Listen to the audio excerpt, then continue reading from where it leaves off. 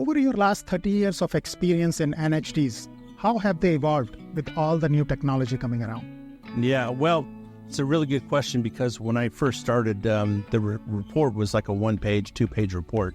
It just covered things like earthquake fault zones, flood zone disclosure, and maybe a couple other small items. But now the report is a good 25, 35, 40 pages. You know, there's 25 different disclosures we do. We do Melrose and 1915 Bond Act disclosure for taxes and environmental hazards as well. So, and as far as technology, it's amazing. I mean, we used to have to read the maps by hand, and now with the onset of GIS, which is Geographic Information Systems, essentially digital mapping, you know, now we can input parcel layers. You can automate to some degree as well.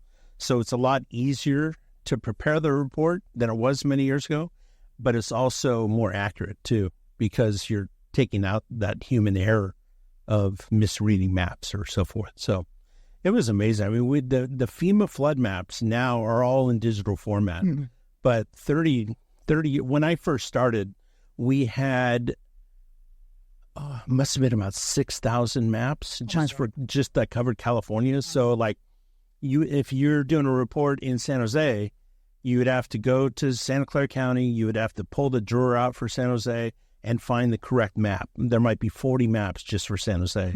Lay it out on a table, use your Thomas guide. I mean, it was old school. That's the way it had to be done because we had computers, but the GIS software it wasn't there yet.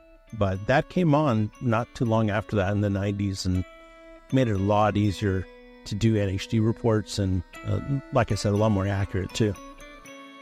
Check the full episode on our YouTube channel and on Apple Podcast.